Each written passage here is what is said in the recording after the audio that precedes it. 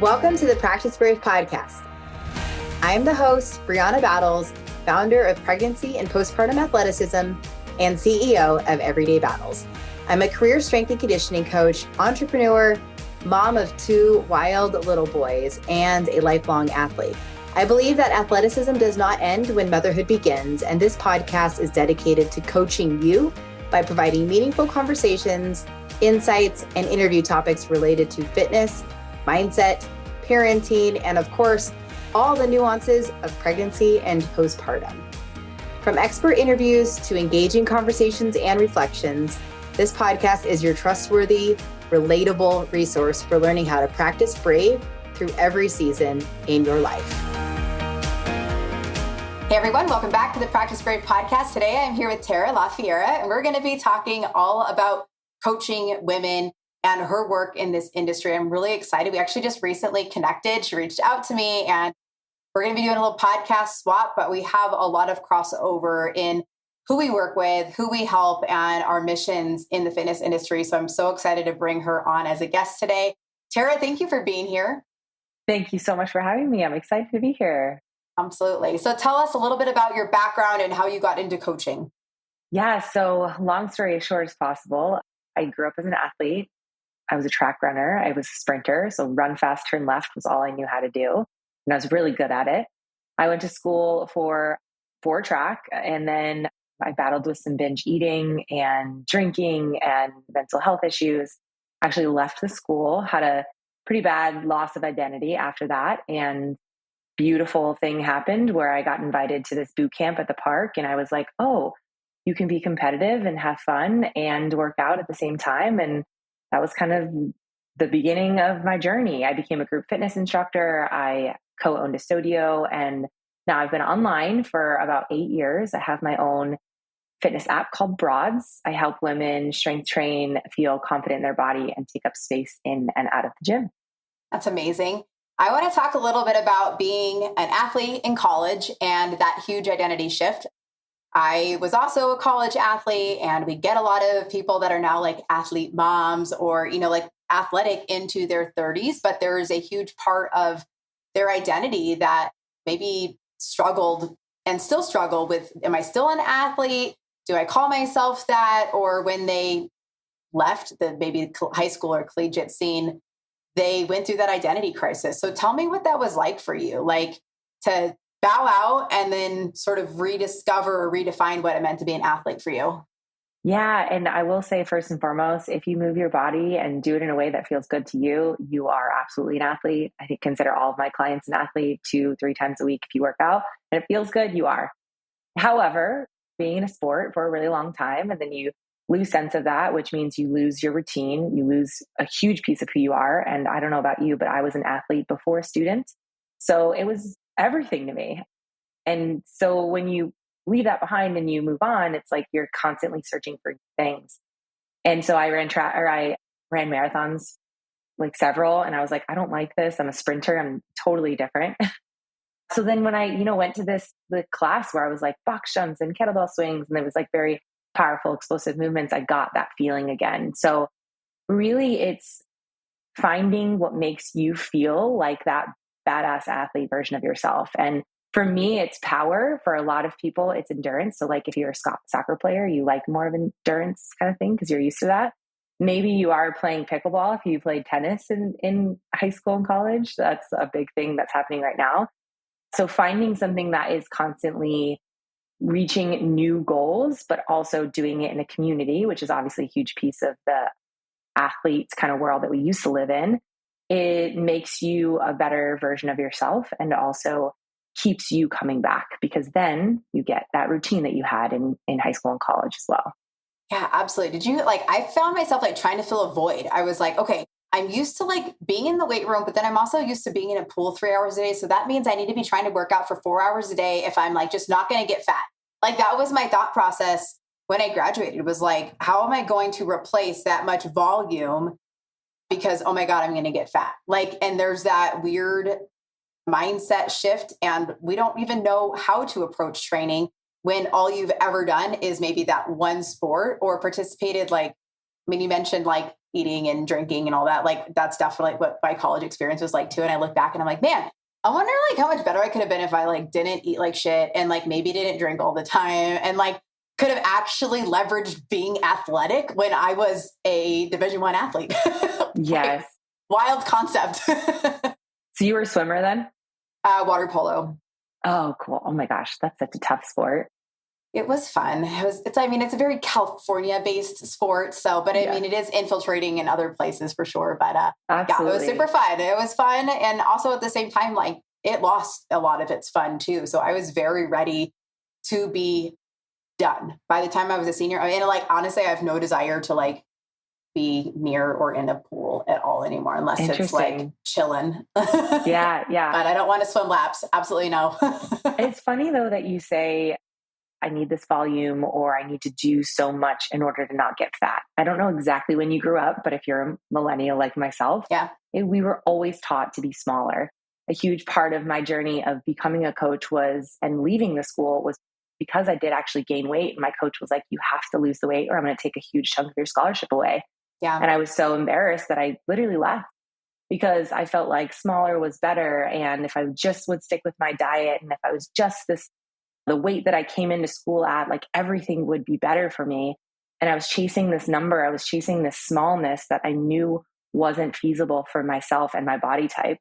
Yeah. And the older I got, the more I realized like smaller was never a better thing for me or for any of the women on my team or who I work with. Yeah. And so it was a huge, like for years afterwards, I was like, I got to work out twice a day. I have to, I was still in these really bad, like binge eating cycles and dieting and not, and it would be this constant ebb and flow. And now I finally, realize that like strength means taking up space. It's confident in your body. And that does not have to do with the number on the scale. Yeah, it's so true. Like I just definitely like millennial culture was small, like all through the 2000s was like smaller.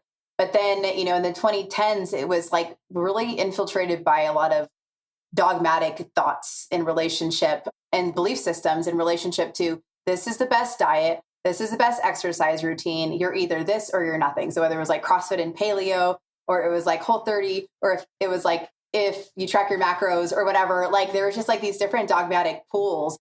And when you're like coming out of maybe the college scene, and you're trying to find your new identity of like, how do I stay healthy and fit? But then there's just so much noise, even if your background is in that. Like my background was in exercise science, but it was still like, okay, but like, what does that look like practically? And what does that mean for me if I'm this athlete, but now trying to find my new way of existing? And like, how do I even exercise? How do I eat?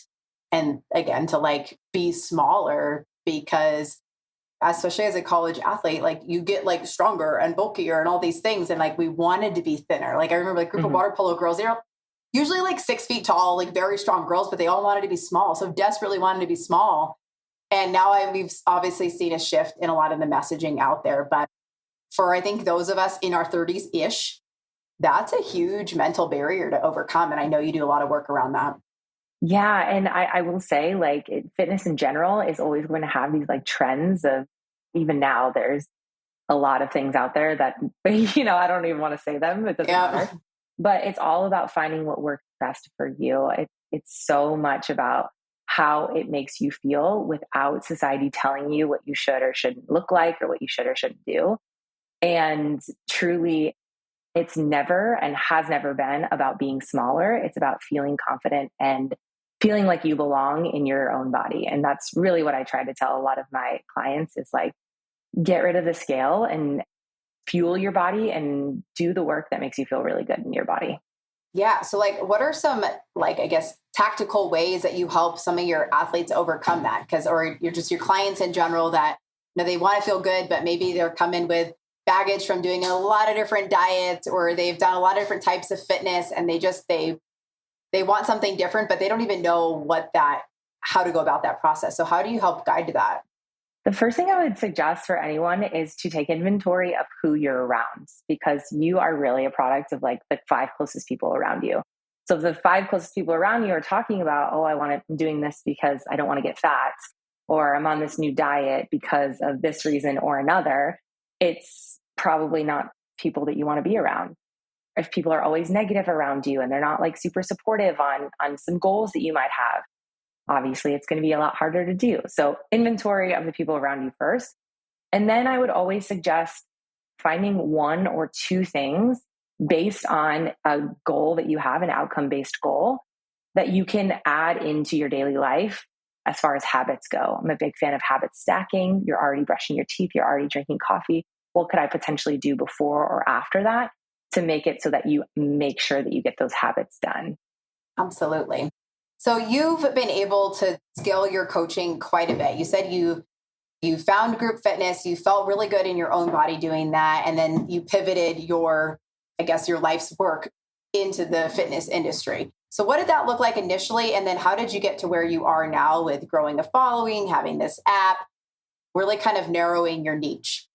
Gosh, yeah, it's a long journey, long story. Yeah. Well, girl, let's talk about it. Yeah. I first got on Instagram. How long have you been on? I've been on there for my first post was 12 years ago at this point. Yeah. I'm going to say 2013. Yeah. 2013. And I really got on because I was like, I want to start running long distance. And I ran a few marathons and I was like, I'm going to do this for accountability for myself.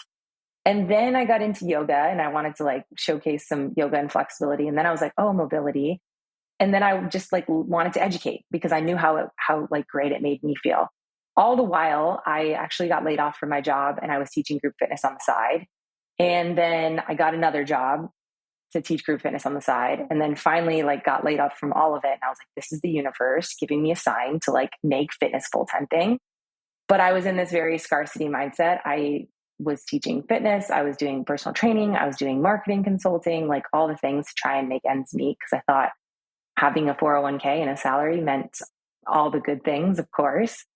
And then all the while, I just was like, I got to lean into making this fitness a full time, but it's hard to make it an actual thing when you're coaching classes all day. People don't understand how hard it is to teach a group fitness class and then teach 15 to 20 of them a week. It's just a lot.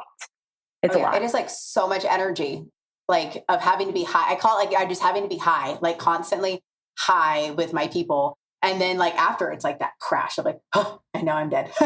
Yes. And then on top of it, I don't know if you were doing this too, but I would work out before and then after my energy and I was just sleeping so poorly. I was trying to do way too much, but that's when I started really doing my online business. So I started my online business in 2018 and then realized that I could be flexible and I could make actual money by doing the things I love, reaching more people, but also having that aspect of being in person too. So I was co-owner of a studio. I launched my online program in 2018. And then just recently I launched my app just because I was just kind of saving up to build it from the ground up from the web app that I was creating. And now I have a team of a couple coaches and we have this successful app in the App Store and it's strength and mobility focused, but took a lot of time. And honestly, it's a roller coaster every other day, but absolutely worth it, in my opinion. I hear you. So I think it's interesting because we kind of came up at around the same time within this industry with sharing online, getting our stuff out there, and then pivoting in slightly different directions. But I think what a lot of people, maybe a lot of new coaches or people that are maybe new to the online side of things here, especially with coaching and business, is there was no guidance. Yeah. Then, when we were both starting our businesses, using Instagram and social media to help with that, it was not common to have an online fitness business. That was not part of any pathway that was ever spelled out for any of us back then. And there was just sort of this organic, say group that just sort of started forming slowly over time, but it was not intuitive. So to do anything, you had to be in person first. And then I don't know about you, but then the demand started to be online. Okay, well, how can I spin this, what I'm doing in person and make it more accessible and have that be the driving factor. And I feel that's honestly the iteration of so much of this business taking you now down the pathway of an app. But I think a lot of people don't really know the very recent history of what we're able to do now as business owners and working within the fitness industry. Yes. Oh my gosh. It's crazy actually. Now I feel there's so much information out there that it can be information overload. And there's so many ways to go. Digital courses, memberships, subscriptions, there's Zoom. It's actually I feel more overwhelming now if you're getting into the fitness industry than it was for us. Oh yeah. Because we were like, we just have to make it work. We we're just can't bootstrapping everything. Exactly. I'm sure you can relate to this. I was just like, I cannot work from 6 a.m. to 7 p.m. every day. Like, I just can't do this to my body anymore. And as I was getting older, I was like, no, this is not sustainable and not how I want to live my life. And so now it is super accessible. And there are so many coaches out there, good and bad, but so many ways to reach people. And really, truly at the heart of what I do is that I want to reach more women to show that you can feel confident in your body. And the foundation of how I coach that is through strength training, whether that's at home or at the gym, it's feasible to you. Yeah, absolutely. Yeah. And so what do you feel like, what have you seen with your clients that you're working with? Obviously you've coached a lot in person. Now it's all primarily online, right? Yeah, I don't do anything in person anymore. Yeah, pretty much same. Sometimes. Yeah. I miss it, honestly, sometimes, though. I'm like, if I could just have like one thing a week, maybe, but then you're on a schedule, yeah. Yes. Well, right. Because then you get the taste of like actual autonomy of being able to like not have a super like rigid schedule when it's been like, I don't know, when you've been held to a schedule, like you're literally your whole life. Yes. And it's nice to like have an open Tuesday morning. You're like, man, I can kind of do what I need to do right now. Exactly. Yeah. Yeah. I mean, so you've scaled over time, but do you feel that like, what is a benefit to coaching in person, especially if you're a new coach starting out, really trying to make impact and get reps with coaching women? Yeah, 100%. Please do this in person. We have been doing this for a really long time. I would say like, I would not be the coach I am today without the 8+ years that I was in person, and highly, highly recommend working with all different bodies, all different levels, with yourself, with your clients, with coaches, friends, family. Like, the more you get to know a body, the better you will be a coach online. I literally don't even love when coaches are like, I've never worked with anyone in person before. I'm like, how? Yeah. Like, how are you doing what you're doing? Well, I'm like using that as an opportunity to sort of back, like, I mean, I talk about this all the time. It's like a hill that I will die on. It's like, you are not credible unless you have actually worked with people in real life. Like you said, different bodies, when I obviously like work with a lot of pregnant and postpartum athletes. And I'm like, that is such a specific population, very common population, but so specific that like there is no one set like formula for coaching people. And you don't know that until you've had to create your own formula on the spot with people. And then delivering that online is a whole different beast. So for we have a lot of different fitness professionals that listen to this. I just want to like harp on that. Like, you've scaled your business, you've scaled your impact, you're working with so many women, seeing success and seeing results. And it's because you have like a decade worth of like reps of in-person prior. Absolutely. And like I said, I do miss it because I feel like every time I'm with a new person, I'm like, oh, I've actually learned a lot. Yeah. And anytime I say one cue to one person, it doesn't hit. And then I say it to another and they're like, oh, it makes sense now. And sometimes they need it several times for it to land. But yeah, highly, highly recommend doing stuff in person, especially even if you're like a few years in. Like, it's been a couple years since I've been like fully online, but I do coach retreats a couple times a year. And I'm always with people there, and it's nice to like be around bodies again. But yeah, I mean, it could literally just be like your friends or family, just to see how it actually works. And then always recommend, when you write a program for someone, trying it out yourself beforehand. I see a lot of coaches out there just throwing out workouts and programs, and they haven't actually like done it themselves or felt it in their body to know what it feels like for other people. Yeah. I feel like that's like part of like your inner group fitness girly talking right now, where it's like so used to like doing it like with them or sort of like being in that environment with them. I think there's absolutely a ton of value to know like what they're feeling and experience. And even to know like, does this workout make sense? Like, does it like, do they feel good? Does this like, is this contradictory, or is there like grip shot? Are their quads dead? Like, okay, then like maybe I need to like finagle this slightly differently because I know that because I just felt it. And sometimes what looks good on the whiteboard or on the computer doesn't necessarily translate well to like real life. Yeah. I mean, and maybe this is like such a group fitness background because like, even when I program now, and program design is one of my favorite things to do, and I've been doing it for so long, but I will write down the program and then actually do it in my office before I like send it out and get it ready for my clients. Yeah. And guys, I want you to hear like, that is like an uncommon thing, but like that's a thing that like makes her very good at what she does, because it's taking that extra time and intention to really make sure that you're delivering a good product, and like the product is exercise and helping women feel good in their bodies, and you don't really know that unless you're kind of walking the talk too. Do it. Yeah, absolutely. I know, wild concept. So tell me, like, what is the main avatar of person that you're working with? Who would you say is like your main client, type of client? Yeah, I have two, I will say. And I don't know if you relate to this, but I always have a version of myself. So I always have a woman in their 30s, used to be an athlete. Maybe they have a couple kids or super busy working and they don't have a ton of time. So that's where I come in. I call them, either they have kids and they're like a busy mom, or they're the rich auntie, like maybe myself, where I don't have kids and I come in and just busy, right? And I also have perimenopause, menopausal women, late 40s, early 50s, kind of going through early to mid stages of perimenopause and really just don't know their body at all anymore. And as we were talking briefly before this, I don't have a ton of knowledge in the pre and postnatal, but I feel I have a couple certifications and specializations in menopause and feel so much that it is similar in the sense that you just don't know your body anymore. And every body is so unique with their experience that they go through.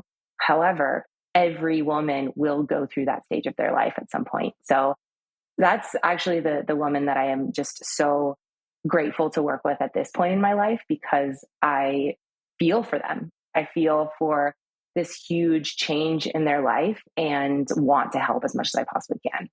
Absolutely. And I think that like, thankfully, social media is, I feel like for the most part, being used really powerfully for that population, for perimenopausal women, for menopausal women, where like it's becoming more common knowledge of like how important it is to have muscle and to work out, and whether they're on HRT or not, but just like having a lifestyle that supports the natural aging process, because like you said, every woman will experience that. And then just like having the support for that. So like there's been a lot of positive PR around it, but still so much overwhelming information that it's like, you got to do this and then you got to do that. And then you got to sleep and you got to have HRT and you got to like do all like this. And as if perimenopausal or menopausal woman is not overwhelmed enough with like her mental load of stuff. So then we really complicate the health and fitness side of things for that population in particular, even though like they know they need to be prioritizing their health and fitness. It's also like information overload, because we've had such positive PR and information come out within the last few years for this population. Yeah, which I'm so grateful for. And there's finally actual real studies behind a lot of this information. Yeah. But I think that there is still a lot more information to be out there. And it's really just making sure that you go with the person that knows what they're talking about. Because I'm sure you've seen in your world, there's a lot of people that don't know much about pre and postnatal and they post all the things, or weight loss, like, oh yeah, this is just going back to working with the clients, and every body is going through something very unique in the process. Yeah, absolutely. So when you're working with someone who's perimenopausal and they're coming to you, since this is like a really main like demographic that you're working with, what is like the first thing you talk to them about? Like just for getting inventory, and then what's the next right step for them? Lifestyle. Always look at lifestyle before anything else, and just figure out what they've been doing already. And because a lot of people come to me and they're like, well, what I was doing before isn't working anymore. Yeah. And I'm like, okay, well, what exactly were you doing beforehand and why isn't it working? And they go through like what they've actually done. And it's like, okay, how can we potentially add in some small lifestyle changes that can make that feel even better than what you thought was working isn't working anymore? Then we'll get into fitness, and then we'll get into nutrition. But it's like, I'm talking very simple, like sleep, water, steps, that kind of stuff, before we're even like diving into workout routine. Because a lot of times it's more of those vasomotor symptoms like hot flashes and night sweats. And then we're like, okay, let's step back, look at the morning, evening routine first. Yeah. And then we can kind of shift into some other things. But that's where it gets to be that overwhelming, oh God, here's my checklist of things to do. Let's just look at it first. Right. Because I mean, I think that generation too is coming, they also grew up in very much like diet culture, and their own mothers reinforcing a lot of certain belief systems around like body size or what's healthy, low fat, no fat, like whatever, just different like belief systems around their fitness and nutrition. So I find that a lot of that is just like a basic re-education for what your body needs while it's in this transitional period. Like this is not the body that maybe you had in your early 30s when it was different. So like, what do we need to do now to support your health? And like, maybe what you're doing then actually like wasn't even that beneficial. We just didn't like fully know it. And now it's being more exposed. And that's that same conversation with pregnancy and postpartum. Like motherhood kind of exposes all your bullshit. And I feel like perimenopause definitely will. Yeah, absolutely. A lot of times too, I, again, don't know if you get something like this, but they'll show me a picture or something of like, oh, I want to look like this, or of themselves. Yeah. They'll say, I wish I was pre-baby or 30s or 41 or whatever that specific age or that thing was for them. And I'll always ask them, how did you actually feel? And they'll say, I'm fine, I think, whatever. And then I'm like, what's going through your brain? What was happening in that moment? Oh, well, I was grieving a loss or whatever. Like there's so much more than just a picture. It's why I never do before and after photos, and why I never am like, here's the photo that you should look like, because you are in a totally different body. Every year is a different body for you. And so what worked before may not actually have worked, and it may not actually have made you feel good. And that's really, really what matters the most. Absolutely. Well, definitely agree. And I know that we're certainly in alignment in how we go about coaching just women in general. But I want to like flip it a little bit to talk about you, because you've been in the fitness industry for a while. You're a woman in your 30s. You've navigated different aspects of what fitness looks like for you, potentially what your nutrition looks like throughout different seasons of life. And you've scaled a business. So what does your life look like? Like, how do you like to train? How do you like to eat? How are you staying healthy as you get older? Yeah, great question. How am I staying healthy? I lift 3 to 4 times a week, and I do some sort of cardio or conditioning. That for me, that I really enjoy is sprint kind of style. So more of those explosive movements I used to do in track. Every time I try and go for a run, I hate it. So I usually don't, and just focus on my step count. I hit about 12,000 to 15,000 steps a day. And that is me in my office right here. You can't see it, but I have an under desk treadmill I'm on all the time. And I have a dog I like to take out a couple times a day. Nutrition wise has been, for the past 8 to 10 years, I've been very much on the intuitive eating side of things. I focus on protein and fiber intake, but that's pretty much it. I have ice cream almost every night. I definitely have desserts at the coffee shop when they come up. But most of the time I eat pretty much the same every day, unless I'm going out to dinner or something like that.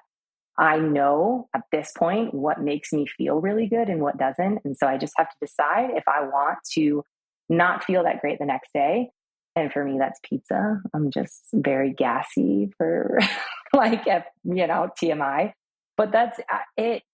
I sleep 8 hours and I don't have any kids. So I'm thankful that I can sleep through the night and focus on water. But it's like, it's so basic really in the grand scheme of things. I think people are always looking for some sort of protocol or thing they should do or thing to follow. But I've been doing the same thing. I've weighed the same. I've looked really fairly the same for 8 years. And my body composition has changed just because I've gained a lot of muscle, but the weight has really stayed the same. And I feel better now in my mid 30s than I ever did in my mid 20s. Yeah. I say that all the time. Like I feel better now after like 2 kids and an entire life that's been like flipped upside down quite a few times. But overall, like I'm a better athlete now than I was in my early to mid 20s. And that's because I think we develop so much athletic maturity. We have so much perspective on like, okay, this is actually the food and the activity like level and style that makes me feel best. And so many people want to get to this point, right? They want to go like from where they are to like, yeah, I just like want to basically maintain my weight and have muscle and be able to like eat and not feel so afraid of like getting fat. But honestly, it's years of establishing these habits and having fluctuations in what your lifestyle looks like, because nothing is going to be it's just never linear. There's always going to be interruptions and bombs in your life that just like kind of rock your foundation. But overall, like it can be so intimidating for women to learn how to surf that, to kind of like ride those different waves throughout time to get to this point of where it seems like you've kind of found a nice homeostasis with your body. Yeah, I think for me personally, every obstacle or every stress or everything that has come my way, movement has always been my baseline. So no matter what comes up, I'm still going to move my body in some capacity. And because I know for sure that I'm going to feel good during and after the movement, I'm always going to do it. No matter what it is, even if it's a 10-minute walk around the block or a heavy strength session, and my to-do list is endless and I have to do a million things, or I'm traveling or what, I'm going to still move my body. And I think that when women get to that point, it's such a light switch, because if you have that ability to say movement's always there for me and my body's always there for me, it gives you the ability to get through a lot of these obstacles, run around the house with 2 kids and run a business and have a better relationship with yourself and husband and whoever. So it just allows you the ability to truly feel like what you're doing matters for your body. Yeah, absolutely. And like, how do you suggest somebody going about that, knowing that it's a long game? It can be really hard to like commit to something that feels really far away. I even still, like, I've had to redefine what my relationship with food and my body and my weight and all these things look like, even like as recently as a few years ago. And just now I'm like, okay, I'm finding like a steady homeostasis where my weight is holding. I feel strong in my sports. I've look the way that I want to look mostly. And like, that's a lifetime of like being an athlete and being a coach. And it's still that overwhelming to figure out what's actually healthy. We've seen that swing from like either like really diet culture or like body positivity. And then there's also like, there's a middle area, there's a gray area, and like where we can find some nuance in like having the best of both, but people kind of want to camp out in the extremes. Yeah. This is really good conversation to have, because I live in the gray, but I totally understand where you're coming from. I have really good body days, and I have like, just the other day, I was like, well, I just didn't feel good in my body. And, sometimes that can be just like hormone fluctuations, or just like what you eat the day before, or just like not feeling great about yourself. And that's okay. I think the thing that I would tell every woman that's listening to this is it's okay to want to change your body. It's okay to have shitty days. It's also okay to love yourself and your body. We have to have those like ebb and flows, because there's never going to be a day or a time where everything feels perfect. Everything goes perfectly to plan. So just like I was saying, like a movement is always there for me. So is my body, and so is my heart and my mind. And it's okay for I have fixed mindset. I call him Tiny Tim. He comes up every once in a while. It's okay for him to be there every once in a while, but it's also cool to like have a very empowering growth mindset. So know that those fluctuations will always be there for you, and it's okay to have these feelings about yourself. But I would highly recommend just going back to like what feels best and intuitively good for you. A lot of times, myself included, I'll see someone online, I'll compare myself to someone I've seen and I haven't seen in a while or something like that. And it's like, do I actually want that? Do I want to look like them? Do I want to feel like them? Or do I actually just want to feel like the best version of myself? And so then it's like really stepping back and being like, okay, like who do Tara LaFerrara want to be? Not who does this random person online? And you don't even know them too. That's so hard. And it takes so much. I like to refer to it as that athletic maturity, but just overall like maturity, and also understanding, like being able to zoom out and say like, my body does not look like it did at 16 because I'm older now and I've lived a whole life, right? Yeah. Just like I'm not going to expect my body to look the same 20 years from now as it does right now, because if we're lucky, we're going to age, if we're lucky. And that's like, we have to keep that in mind. We're not, if we're going to live a high quality of life, this lifetime of athleticism, then there's going to be variables that we just cannot control. We can't control. Like our skin's going to change, our face is going to change, our muscles, things are just going to change again. And that's if we're lucky. And it's kind of like keeping that in mind, but that's so hard to do in a culture that has prioritized like either being really skinny, or even like, I think more recently being like really fit, like muscle mommy vibe. Like that's really like glorified right now too. And then obviously like the whole anti-aging extremes that people go to like not look like they're getting older. And I'm for whatever, like autonomy, like you do you. But ultimately, I think that's a lot of pressure to have these expectations of like staying the same when we don't expect to look like we did at 16. But for some reason, we expect to age and like stay the same.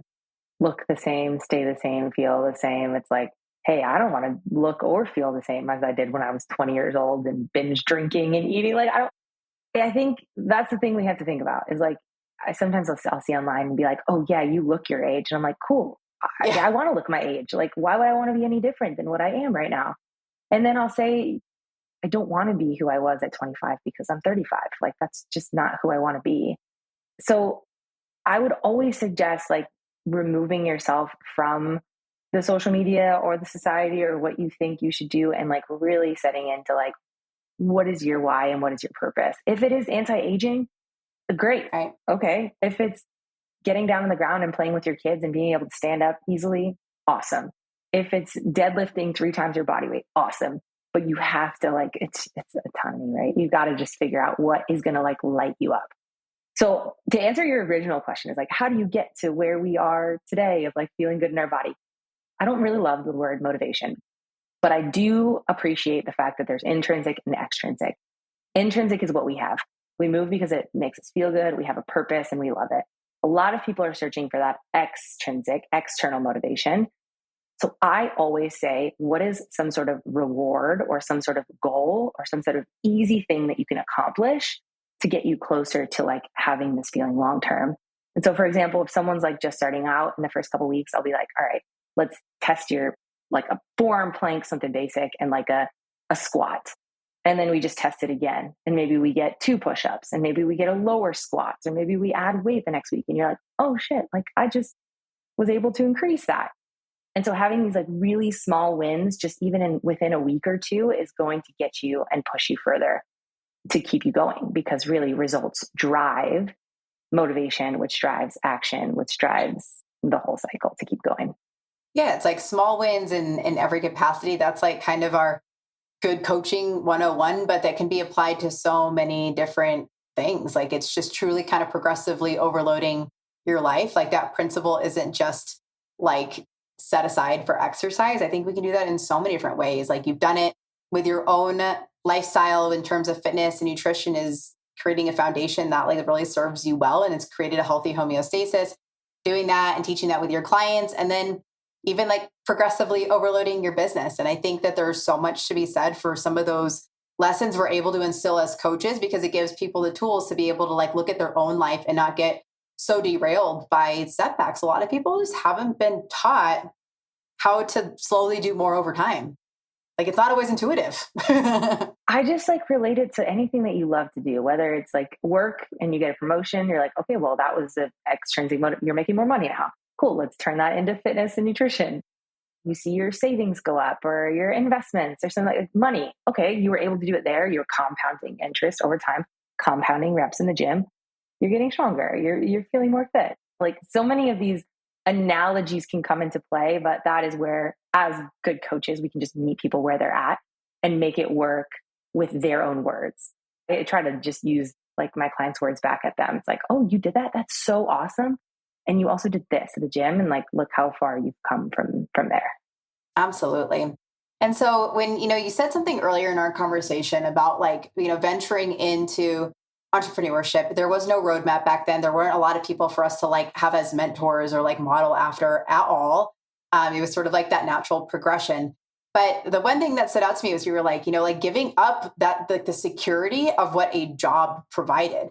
And like you kept kind of seeking a job to give you this external source of security. But I think for so many entrepreneurs, like learning to trust yourself and that like we can provide our own sense of security, even if it's so freaking scary, that's very powerful and very hard to learn, because we have not been, most of us anyway, taught to pursue like entrepreneurship. We've been taught to pursue the security of being employed. And that works for so many people. There's literally nothing wrong with that. So I hope everyone on this podcast hears that. And for those that have pivoted in entrepreneurship, or maybe they're doing a little bit of both, what was that like? And like, how did you get over the hurdle of being like, okay, like I trust myself to figure it out? I love that you said that though, because my husband works in corporate and I have a lot of friends that do. Yeah. And it works really well for them and they're structured, and that's great. I would never want to say like, go this route because it's hard, but it's rewarding in different ways, right? How did I know to trust myself? Great question. I worked not complex at all. Yeah. I mean, honestly, worked so hard. And even now I work a lot and work on weekends and at nights, but I think that I just truly trust and believe so much in what I do and how powerful it is and how many women I'm able to reach and help, that I know that I can always come back to that. And now I have years of experience and clients to help actually feel like that decision is the right decision for me. Sometimes you need some clients or testimonials to be like, oh yeah, what I'm doing is right. I know. And that like feeling like I can't say it like totally goes away. It'll always just kind of like poke up. I'm like, when is this all going to end? When is it all just going to like go away? And I'm like, why am I trolling myself like this? There's like you said, like we have evidence. We have evidence that like it's working. It's been working. It's only gotten better and like more impactful over time. Yet like that troll just never goes away. It's just like, when is it all going to end? Like, yeah, it's this, I'm like, I don't know if I feel exactly like when is it going to end, but sometimes I'll be like, well, I could just get a regular job And I'll be like, I'll just work for a boss instead of being my own boss. But then I'm like, but then I would hate it. Yeah. I have worked for several companies before. I know I have a lot of entrepreneur friends that have always done the same like this. So I know both sides of it, and they might not know what that feels like. And I'm just like, well, I'm able to create my own life and flexibility in what I can do with my business. So it is a lot of trust, but it is a lot of reps and it's a lot of data. Like going back to what you said about having that evidence of what you've created and what you've done is making a difference in this world. And that's all that matters. Yeah, absolutely. So tell us a little bit more about like your business, what your services currently are, and where people can learn more about it. Yeah. So I have an app called Broads. Broads meaning that hot broad over there, but also broads taking up more space in and out of the gym. So that's kind of where the name came from. It's all about strength and mobility for women, all ages really. But again, I work with more of the 30 to 40s to 50s. It's group programming. So you have home or gym availability, accessibility. But then we also have one-on-one training, personal training as well. I have 2 coaches that work for me as well. And we do custom programming, guidance, and coaches for clients. You can find all the information on my website, TaraLaFerrara.com, or Broads app in the App Store, Google, and iPhone. And yeah, you can reach out to me over DM all the time. Again, I've been on Instagram for so long, but I just love communicating and connecting with people. So absolutely send me a message. Well, congratulations on scaling your business and over this time period. I know the work that went into that, and it's incredible that you've been able to have this kind of impact and do something that you love and that you're good at, and it's helping so many people. So make sure you follow her. We'll have everything linked in the show notes. And Tara, thank you for sharing your time and your knowledge and your heart. We really appreciate you. Thank you so much. Appreciate it. On April 24th at 8 p.m. Eastern, I'm hosting a free masterclass for coaches, practitioners, athletes, honestly, anybody who wants to learn more about better coaching and supporting pregnant and postpartum athletes. So I only do a masterclass a couple times a year, and I'm really excited for this particular conversation. In this workshop, I'm going to be teaching the No BS guide to coaching pregnant and postpartum athletes, going over what every coach and athlete needs to know about training during these seasons. So the first thing I'll be covering in this workshop are the 3 core truths every coach needs to know. And then I will be going into practical coaching strategies and giving real life case studies so that it's actually relatable and practical. And then how to ultimately apply this to your coaching or your own training today. So make sure you check out the link in the show notes where you can register. And I cannot wait to teach you and answer all of your questions. Make sure you stay to the end because I will be doing a live Q&A, and I love connecting with you that way. So thank you so much for coming. I'm excited to talk with you. Thank you so much for listening to this episode of the Practice Brave podcast. If you enjoyed the show, please leave a review and help us spread the work we are doing to improve the overall information and messaging in the fitness industry and beyond. Now, if you are pregnant and you are looking for a trustworthy exercise program to follow, I have you covered. The Pregnant Athlete Training Program is a well-rounded program for pregnancy with workouts for each week that are appropriate for your changing body. That's 36 weeks of workouts, 3 to 4 workouts each week, and tons of guidance on exercise strategy. We also have an at-home version of that program. If you are postpartum and you're looking for an exercise program to follow, the 8-week postpartum athlete training program would be a really great way to help bridge the gap between rehab and the fitness you actually want to do. From there, we have the Practice Brave Fitness program, which is an ongoing strength and conditioning program where you get new workouts each week and have a lot of guidance from myself and my co-coach, Heather Osby. This is the only way that I'm really offering ongoing coaching at this point in time. If you have ever considered becoming a certified pregnancy and postpartum athleticism coach, I would love to have you join us. Pregnancy and Postpartum Athleticism is a self-paced online certification course that will up-level your coaching skills and help connect the dots between pelvic health and long-term athletic performance, especially during pregnancy and postpartum. Become who you needed and become who your online and local community needs by becoming a certified pregnancy and postpartum athleticism coach. Thank you again for listening to the Practice Brave podcast. I appreciate you. And please help me continue spreading this messaging, this information, and this work.